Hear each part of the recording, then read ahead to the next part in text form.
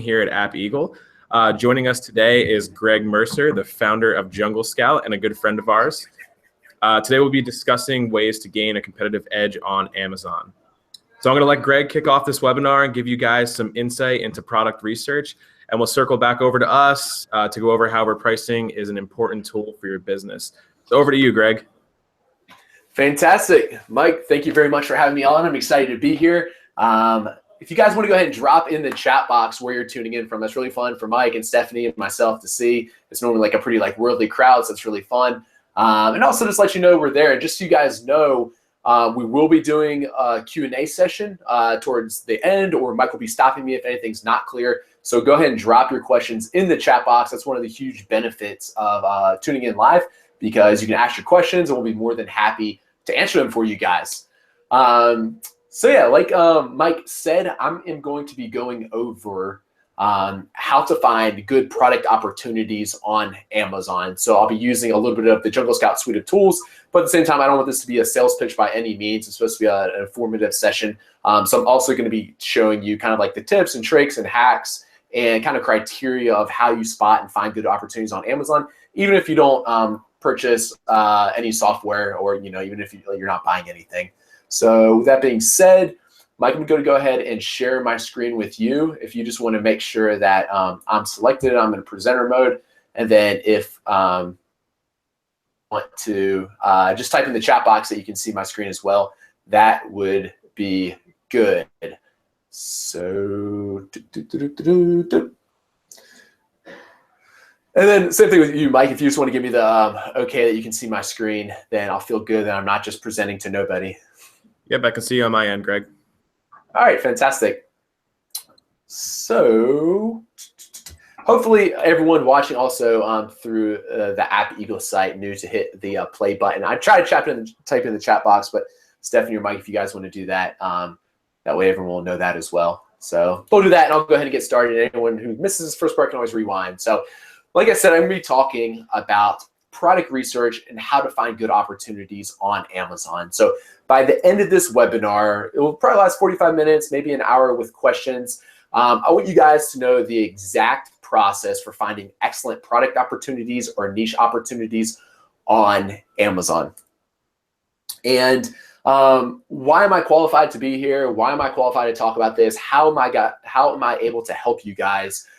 I am myself an Amazon seller. I started selling on Amazon 4 or 5 years ago. Now I've sold tens of millions of dollars of products on Amazon.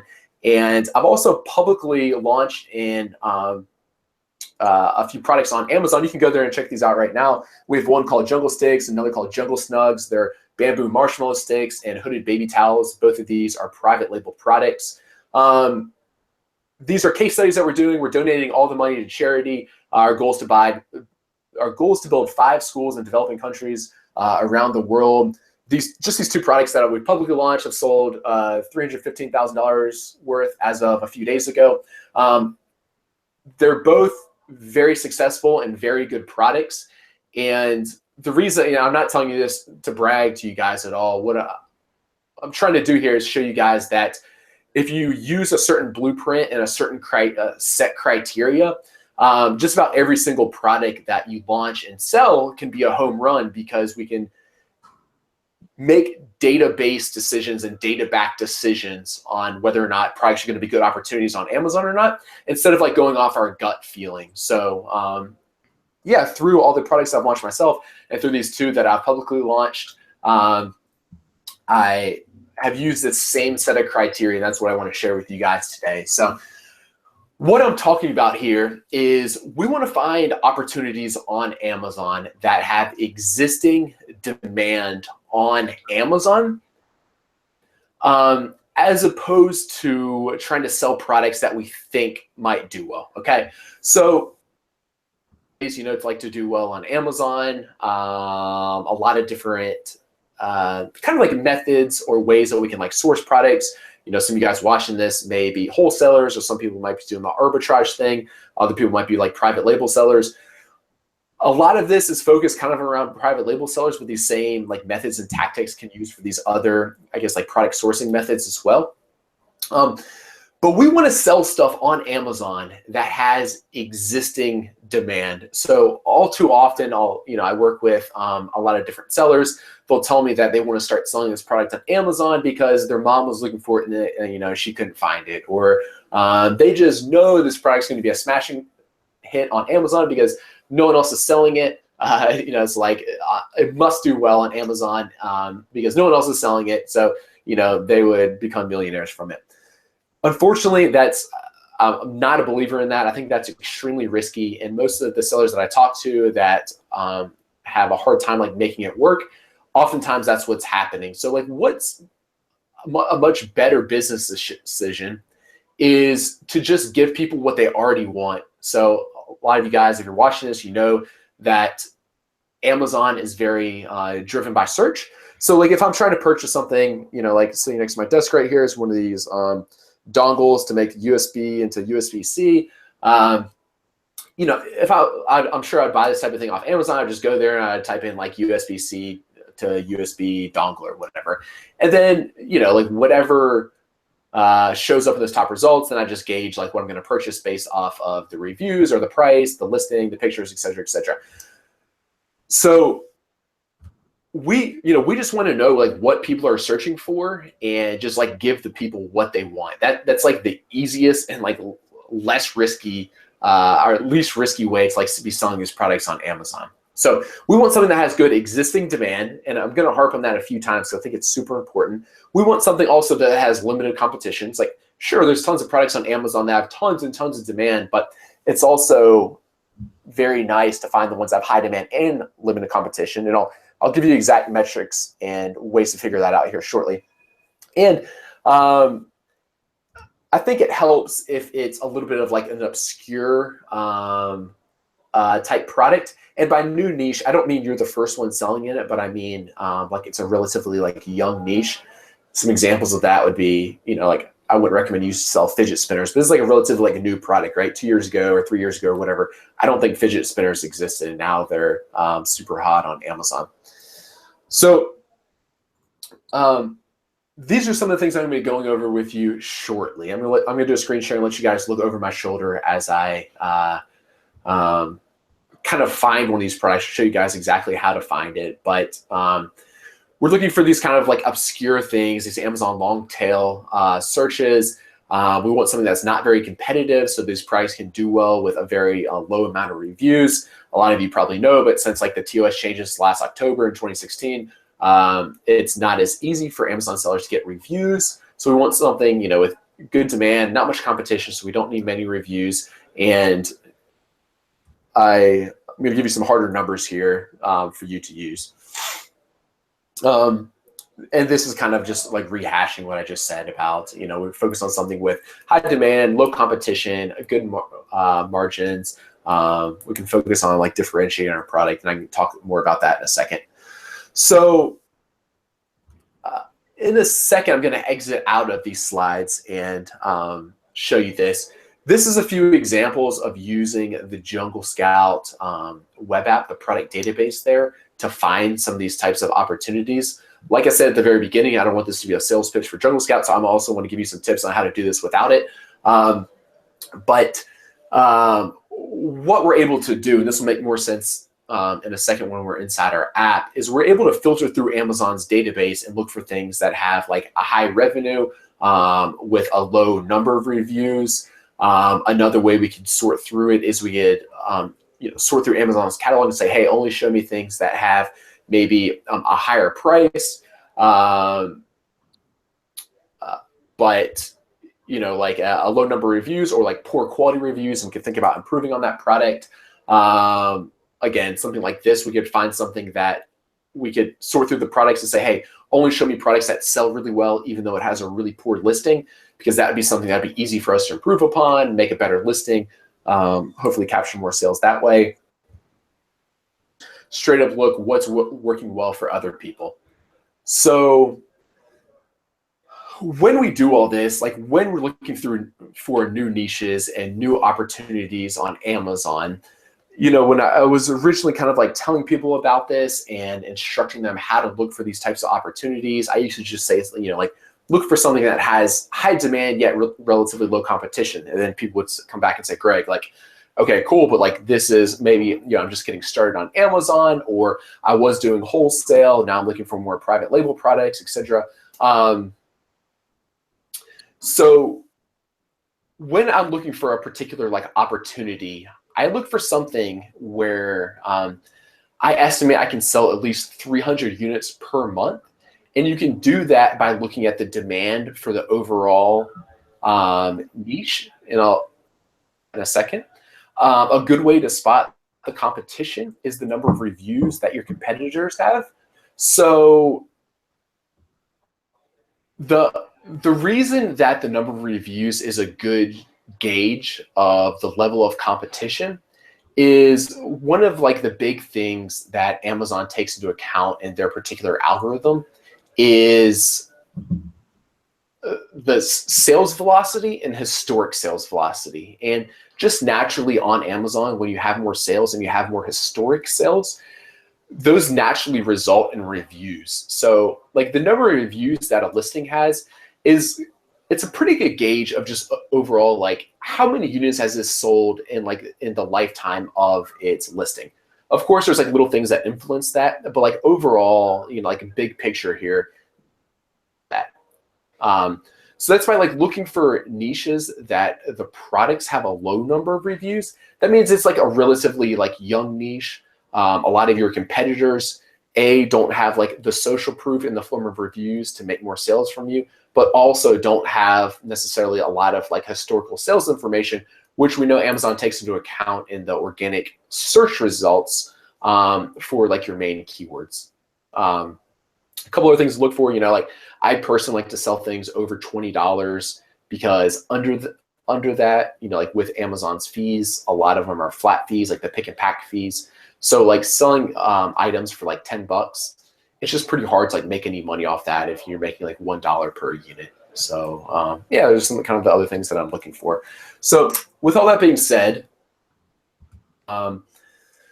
look over my shoulder here. And the first thing that I want to do and talk about real quickly is to look at how we can gauge how many units any product on Amazon is selling. So let's just start and just make a search. I'm just going to type in yoga mat here. I'm just going to click on one of these. This pink one looks nice. If I scroll down into let me zoom in a little because I know it's sometimes hard for people to see. Another little tip for everyone watching this, in the bottom, if it's a little bit hard to see my screen, or if it's kind of small, in the bottom right, you can adjust the YouTube settings to set it to, I think the highest for this particular live stream will be 720. It's much easier to read the finer print. And then if you need to, you can also click through the YouTube links and look and watch it in full screen, or just do like maximize the full screen on the page that you're watching on. So this particular product is very popular. It's number 7 in the parent category of sports and outdoors. So actually, if I go to, this is a totally free tool that any of you guys can use. So if I go to junglescout.com/estimator, what we have here, like I said, is a free tool that you can estimate how well any products are selling using the best sellers rank. So nobody knows the exact algorithm that Amazon uses to determine the best sellers rank, but from like all of our research and all of our studies, confident that 90 or maybe even 100% of what determines the Amazon bestsellers rank is sales velocity. So that'd be like unit sales over time.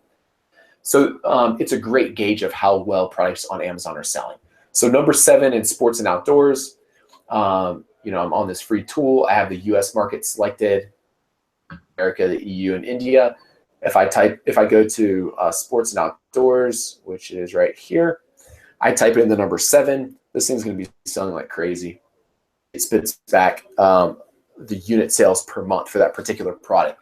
So that yoga mat is selling roughly 5,200 units every month, which, like I said, that is very good. I'd love to have a product that does that well. So hopefully now it's starting to kind of click like what I'm talking about here.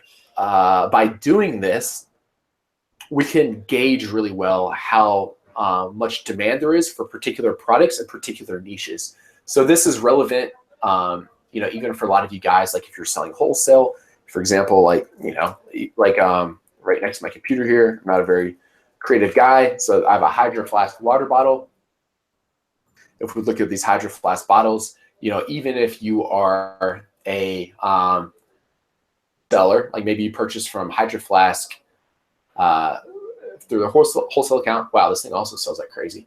But this is number 3 in sports and outdoors. I should have picked a better example. That was a different category, but you can get the idea. This thing sells really well, 6,000 or more per month. So this is really good. I think this is super valuable for anyone to know, no matter what kind of like method you're using, even if you're doing retail arbitrage, your wholesale, your private label, your whatever else, because you can get a great understanding of how well these products sell and how much demand there is. And like I said, you can do it for free. This is just a free tool anyone can use. You don't even have to put in your email or anything. So for most of the stuff I sell is private label, so that's why I keep using this as an example, and that's kind of like why this is a little bit geared towards private labelers. But if I'm looking for a particular niche, what I can do, again, I'm not a very creative guy, so I'm just going to search for coffee cup, see on the other side of my computer, or let's say like ceramic coffee mug.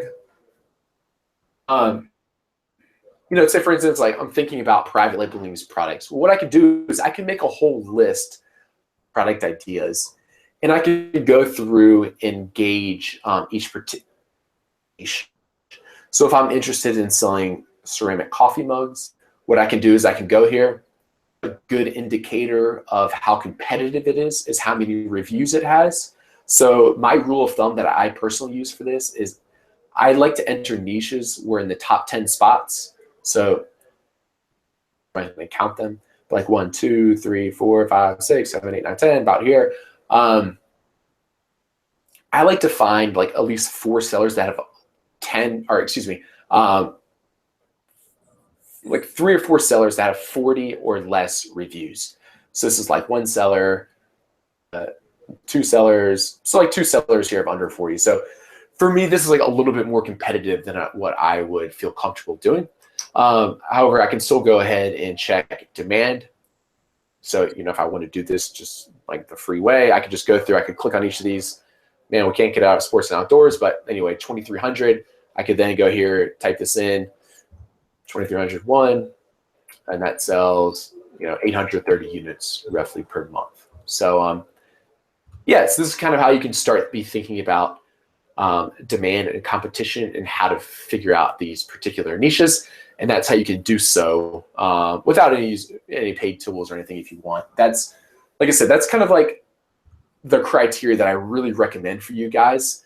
Kind of just like how you're thinking about spotting these particular niches. So what I want to show you guys now is if you were going to use the Jungle Scout suite of tools, how they could help you kind of like expedite this to find more like obscure or kind of like strange things that you wouldn't normally be thinking about.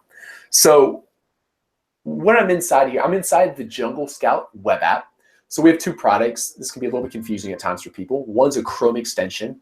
If like you were looking at like a pricing table, I think it's the one on the left. It's like just like a flat one-time fee. This is the web app, which is like a monthly recurring subscription. Inside of the web app, there's like 3 main features here. So I have the product tracker, the product database, and the niche hunter. So the product database is the tool we're going to start with inside the web app. And what I can do is we've rebuilt Amazon's catalog in a way that is user-friendly for sellers to search through. So here we have roughly 40 million products.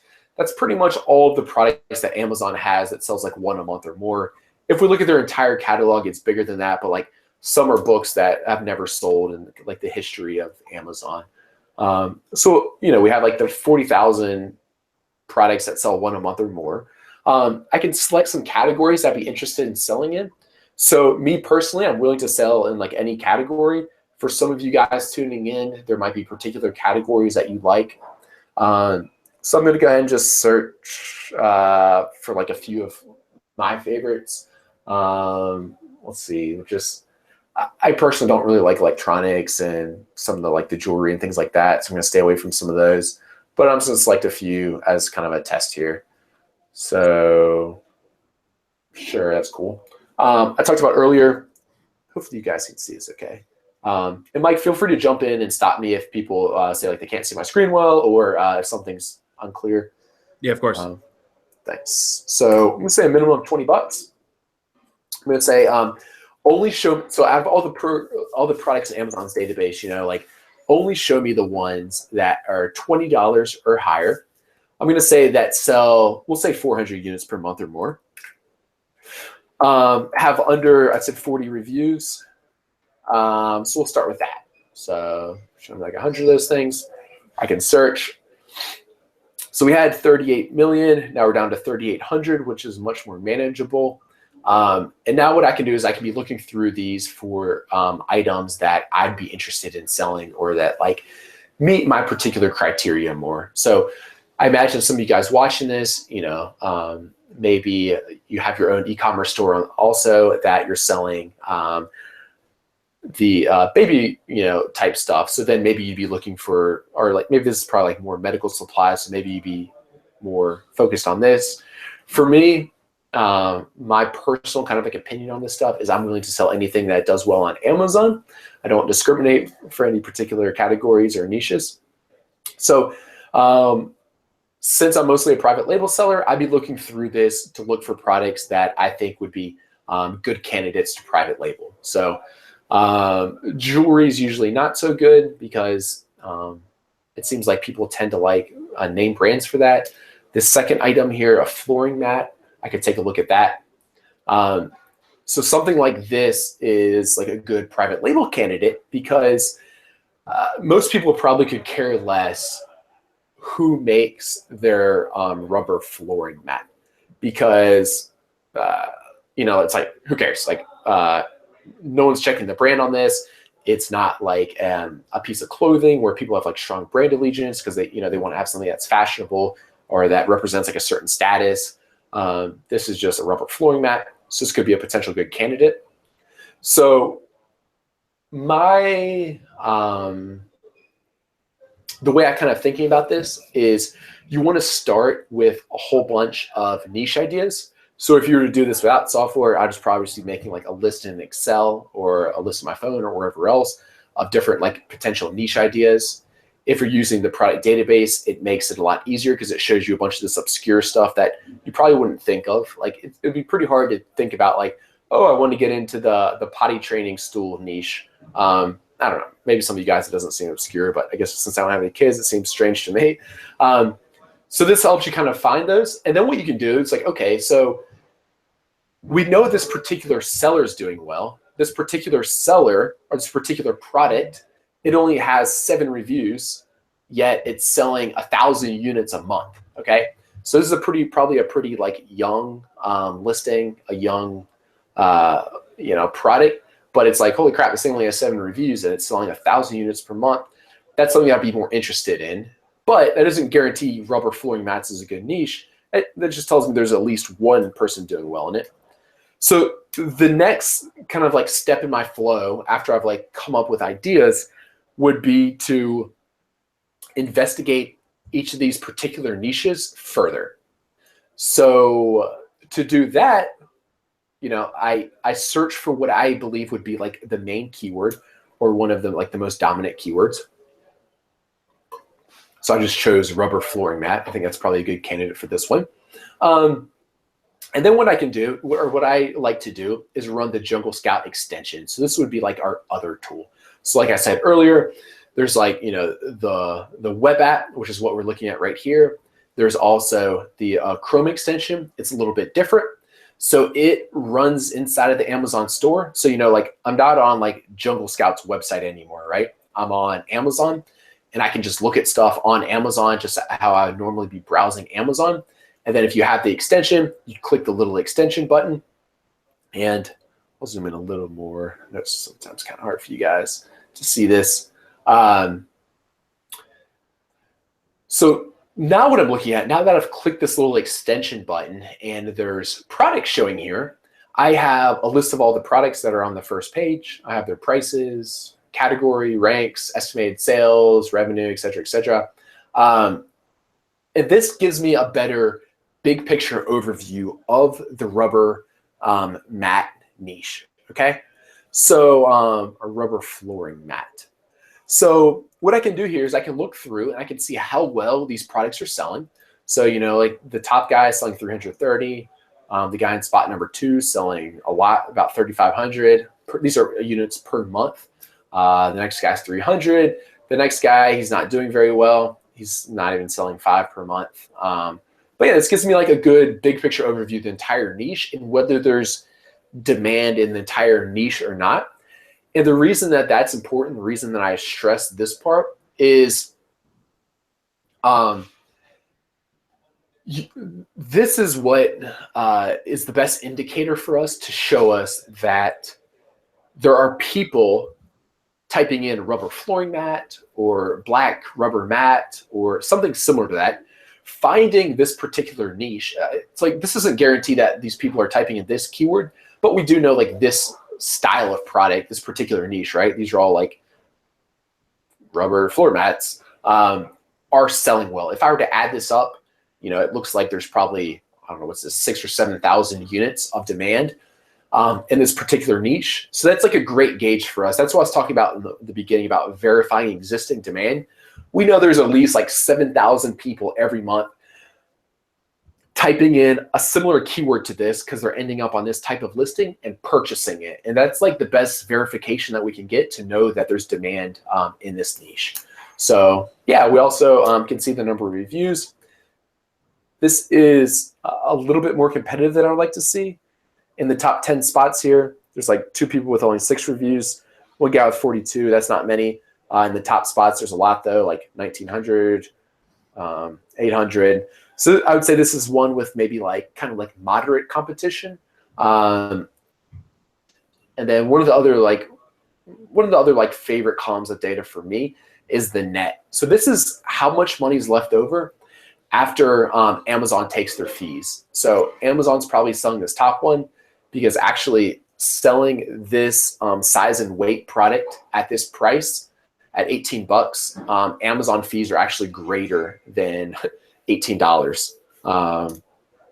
It looks like it's oversized medium, pretty big and heavy, 35 pounds. So the fees for this thing alone are $24.77, and they're selling for $18. So I'm sure this is Amazon.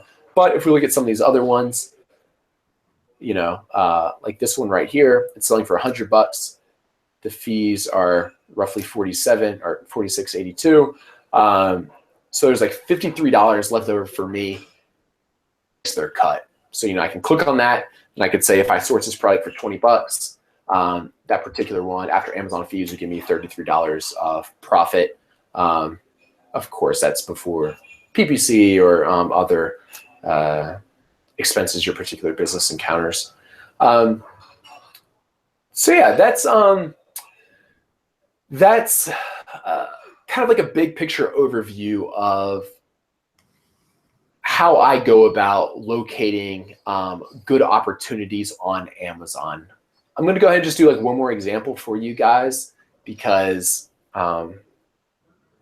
people normally like this kind of listening to what I have to say about particular niches because I think it's kind of like helpful for people to understand what are good opportunities for them to go into. So since I made fun of this earlier, we'll just click it.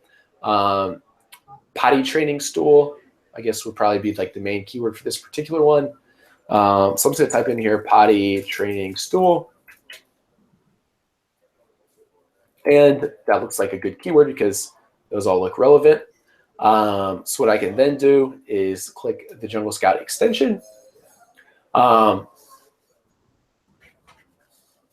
Yeah, and then within a few seconds, it gives me a lot of this information that helps me make an educated decision on whether or not this is a good niche. So, you know, I can look at the price. Is this a price point I want to sell in?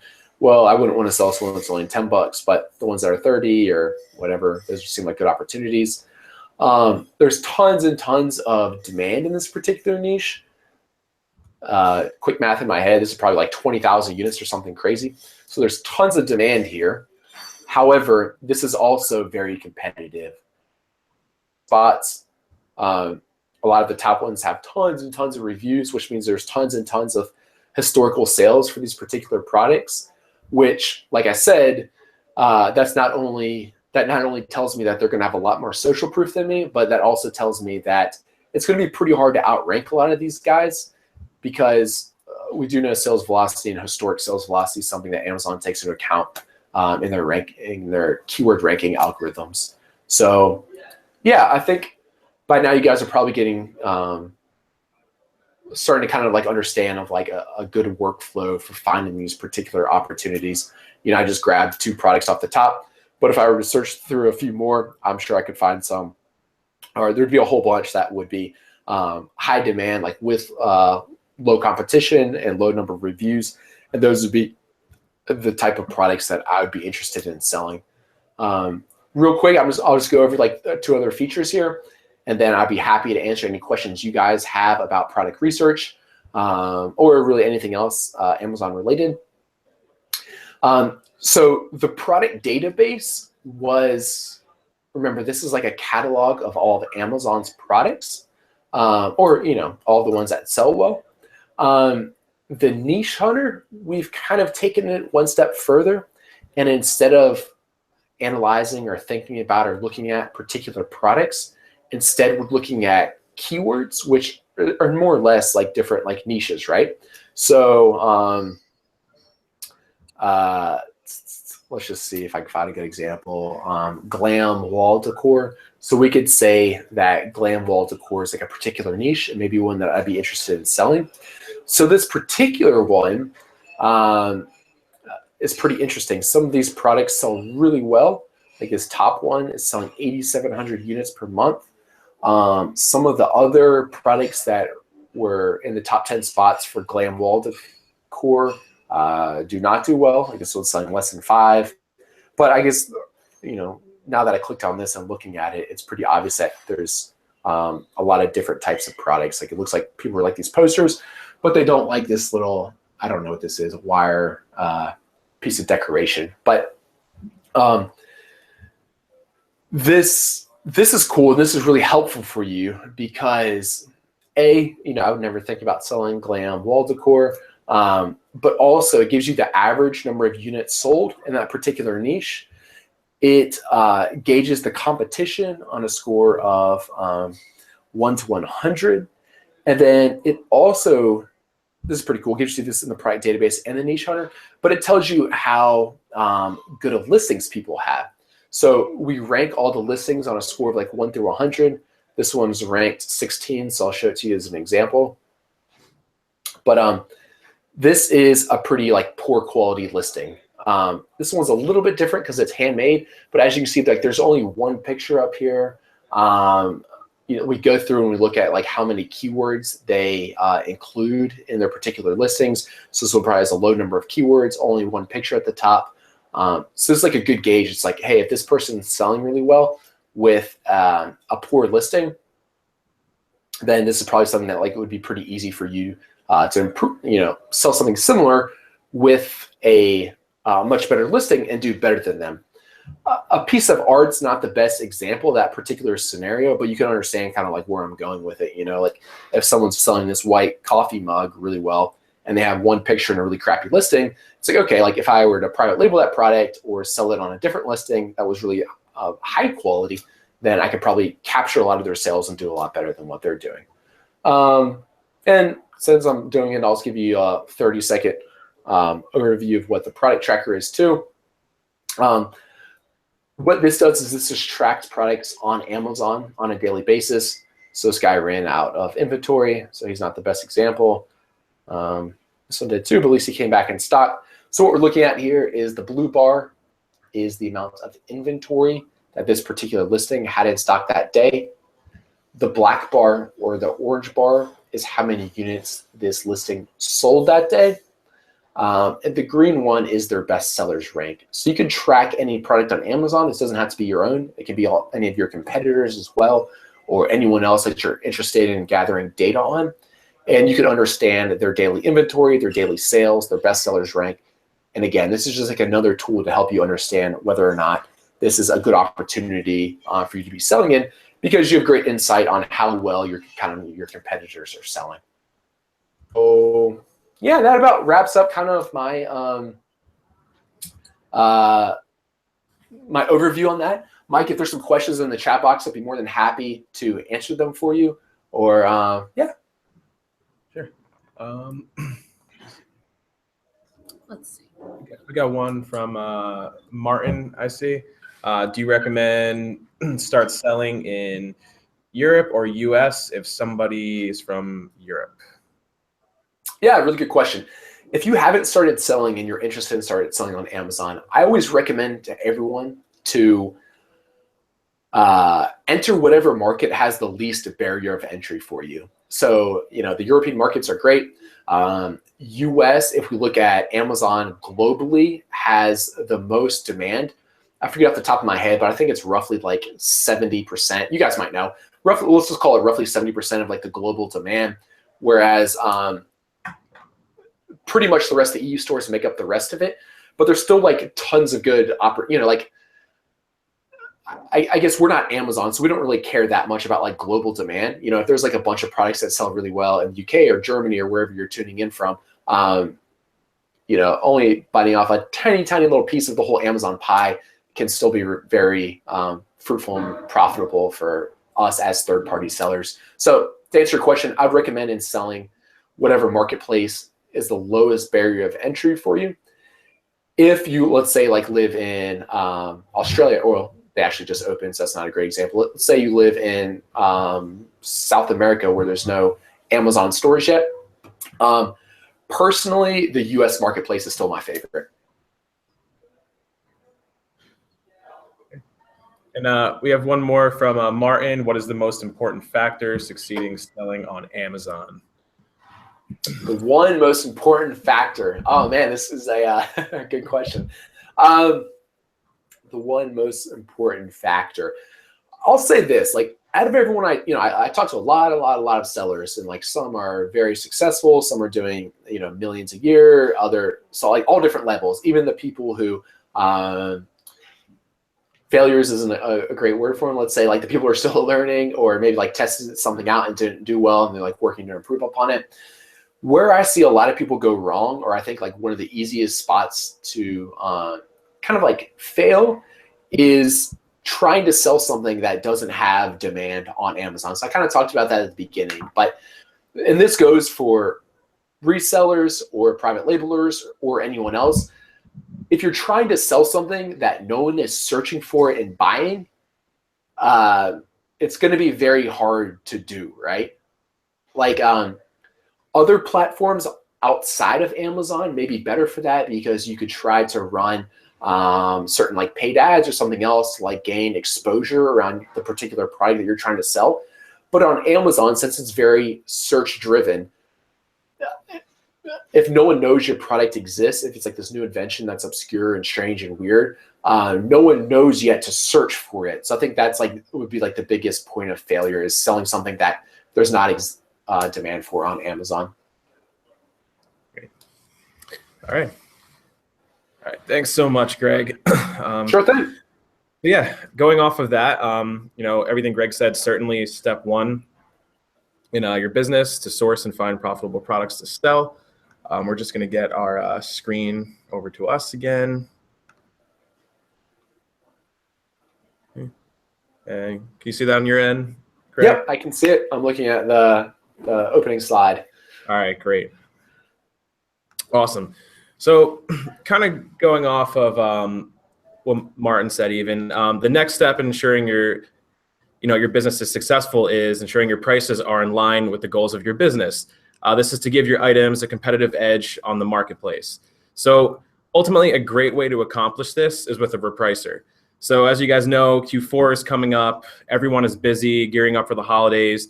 So automating your business as much as possible is key to freeing up time for more important aspects of your business.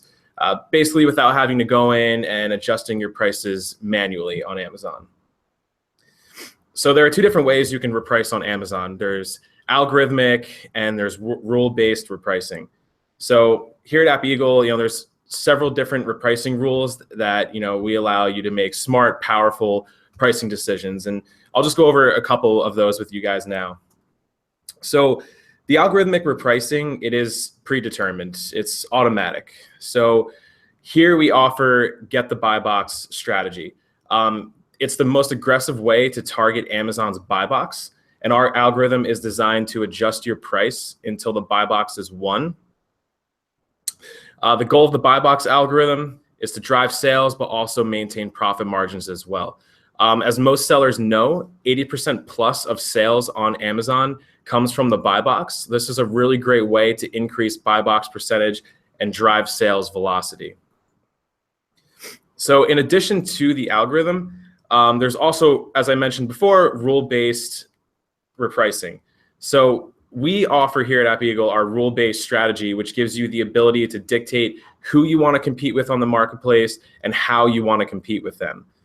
There's going to be several types of rules you can set within a rule-based strategy, but ultimately this gives you guys more control on a granular level to really hone in and optimize pricing.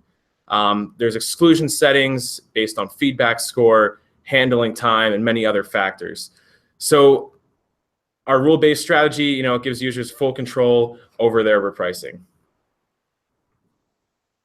And I also just wanted to, take some time to mention a new feature that we've recently released. It's called profit-based min. And this feature allows you to specify a target profit on your listings, either as a percentage or fixed currency of your total sales price. So our system will automatically determine min and max prices for your listings after accounting for marketplace, shipping, and FBA fees.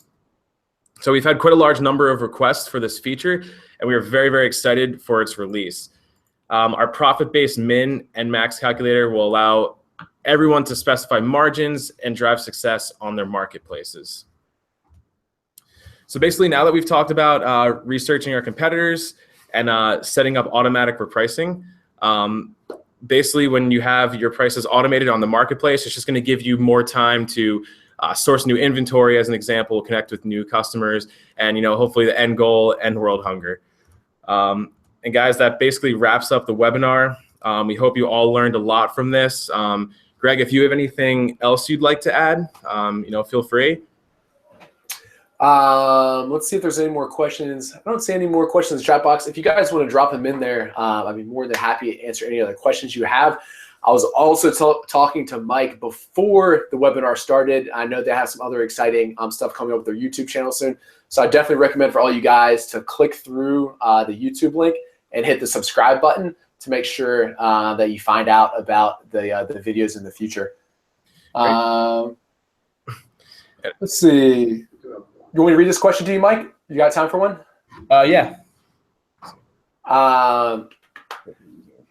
Several people using the repricing software. What does winning the buy box take you to? I think the question there, Mike, is just in what winning the buy box is and why it's so important to have control of the buy box. Yeah. So I mean, the buy box is basically when you log on to Amazon, you see the add to cart button on the offer page, and as I mentioned before, 80+ sales on Amazon comes from the buy box. So it's as soon as you log on to the offer page and say, we'll use rubber mats as an example. If you type in rubber mats and you see the add to cart button, and usually that's the offer. In most cases, that you're going to select, and hitting add to cart is the the fastest way to add that item to customers' carts and make that sale. So with our strategy type, basically it's going to be an aggressive strategy that will ultimately target that buy box on Amazon. We'll compete with offers that are in the buy box to get your offer in the buy box as often as possible. And ultimately it's to boost profit margins and gain the most sales. Cool, good answer. And yeah, I mean, it sounds like you guys have a little statistics behind it, but I would guess most Amazon buyers don't even know that you can click other new offers or whatever that link is, right? Like everyone just clicks add to cart on the right-hand side. So that's why it's so important. Brent was also wanting to know, will it take the pricing to share or own the buy box? Do you just want to touch on real quick how important pricing is in order to have control of the buy box? Yeah, of course. So, I mean, using a repricer, I mean, it's very, very competitive out there, on Amazon especially. And, you might notice that prices are constantly changing on Amazon.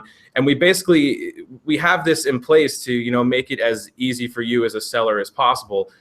Because if you just went in there and were manually adjusting your prices, there's a chance, you set your item to one price, come on a couple hours later, and there's a lot of other offers that are, you out to the buy box, and you might have to log on constantly to change those prices. Setting it up automatically just makes it, easier for you as a business owner.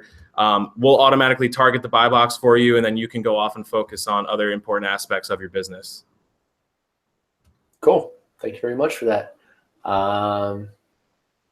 Sweet. It doesn't look like there's any more questions. Okay. Mike, do you have anything else before we wrap it up? Yeah, I just want to, thank you everyone for attending the webinar. And, if you have any additional questions, if you need to reach out to us at App Eagle, you can always reach us at success@appeagle.com. And, anybody here on our team will be happy to answer any questions that you guys have. And fabulous. Yeah, if you guys have any more questions, if you go to junglescout.com, there's tons and tons of free resources, even if you're not interested in our tools at all, to help Amazon sellers.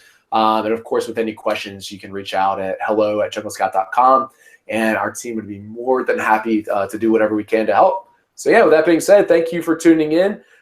Thank you, Mike, and everyone at App Eagle for having me on as a guest. And if I'd leave anyone with a closing thought, it'd be, don't forget to subscribe to their YouTube channel. Thank you. All right, guys, take care. Bye.